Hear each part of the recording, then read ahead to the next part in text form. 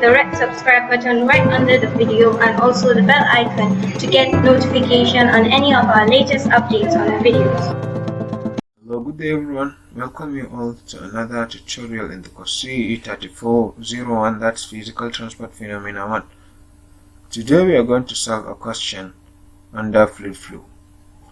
Here is a question we have which states that a horizontal pipe with two sections of cross-sectional area 50 centimeters square and 25 centimeters square. So let's take a look at this diagram below. Let's take it as our horizontal pipe. Our horizontal pipe, it will have, let me take this section 1 and here section 2. Yes, so we are told that the cross section of the first, that's cross section 1, have an area 50 centimeters square and the other part 25 centimeters square. Area 2, that's area in section 2, is 25 centimeters square.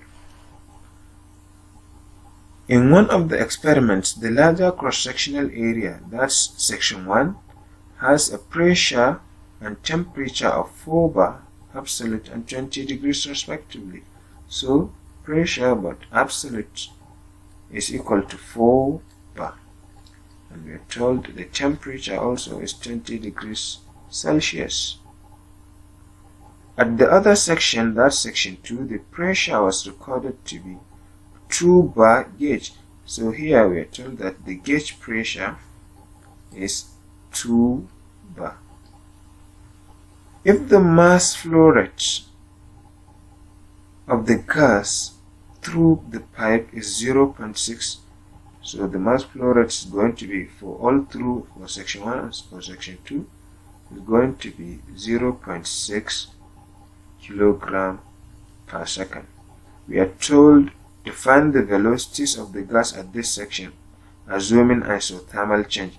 Isothermal change means the temperature doesn't change from section 1 to section 2.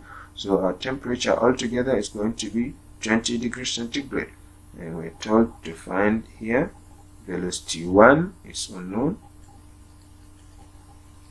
and also velocity 2 is unknown. These are the two unknowns we have for this question. And still we are given that R, that's the gas constant, is 287 joule per kilogram per Kelvin. And we are told that atmospheric pressure, PATM, is equal to 1 atm. So let's get going to solve the two velocities, that the velocity at 1 and the velocity at 2. Let me make my units back to SI units altogether. So at section 1, let me come down here and we'll say section 1.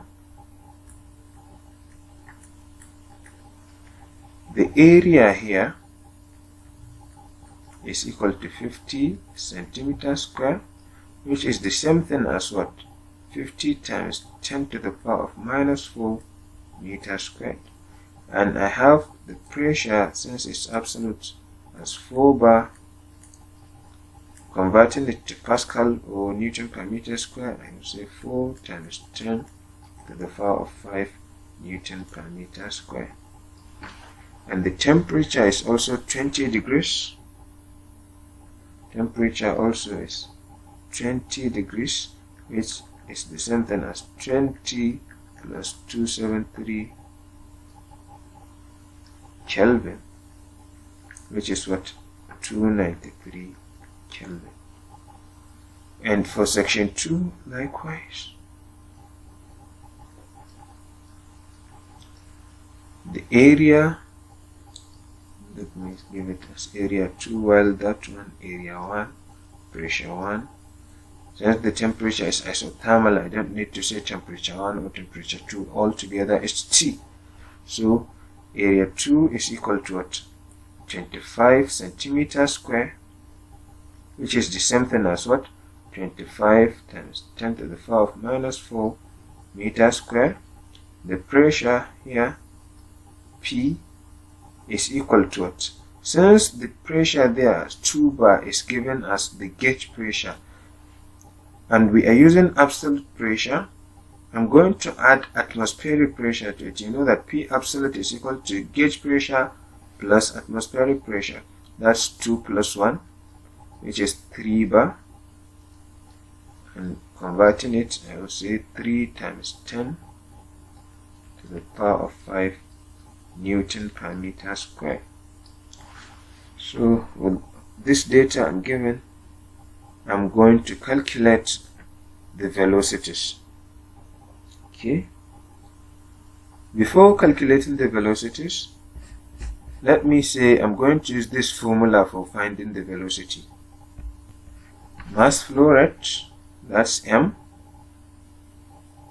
is equal to rho AV. Yeah, this formula will suffice for all the two velocities. Mass flow rate is the same for all the two, this one. And the density for one is going to be density 1, area 1, velocity 1. And for 2 is going to be density 2, area 2, velocity 2. So let me say for 1 here.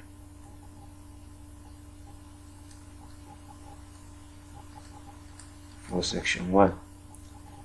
I don't know the density, but I know that P is equal to rho RT, and I have P, I have R, I have T. I can substitute and say density is equal to P over RT. What's my P at 1? Then this is going to be P1 equal to density 1. Therefore density 1, yeah, the same thing, P1 is going to be 4 times 10 to the power of 5 divided by R. I'm giving it as the gas constant, 287, times the temperature, which is 293. So if we calculate this correctly, you will see that the density 1 is going to be 4.757 kilogram per meter cube. 4.757 kilogram per meter cube. So back to that equation, M is equal to rho AV, since it's for 1, H1 for 1. So velocity 1 is equal to what? Mass flow rate all divided by rho 1 A1, which I have everything. Mass flow rate is what? 0.6 kilogram per second divided by the density 4.757 times area 1, which is 50 times 10 to the power of minus 4. Altogether, after calculating, if you calculate it correctly, you will see that the velocity is equal to 25.22 meters per second. Therefore, 25.22 meters per second. This is my velocity 1. Then for the other velocity, I will do the same thing. I'll say for section 2, P2 is equal to rho 2 RT. Therefore, rho 2 is equal to P2 divided by RT, which is 3 times 10 to the power of 5 divided by 287 times 293, which is going to give me value correspond to 3.567 kilogram per meter cube. 3.567 kilogram per meter cube. So inserting the equation to determine my velocity, M is equal to rho 2 A2 V2. Therefore V2 is going to be M divided by rho 2 A2, which is 0.6 divided by, this is 0.6, not 0 minus 6, 0.6 divided by root 2, 3.567 times area 2, which is 25 times 10 to the power of minus 4 times 10 to the power of negative 4. After calculating, you see that my V2 equates 67.28 meter per second. 67.28 meters per second. That's the value of my V2. So thank you very much. Here we comes to the end of this question.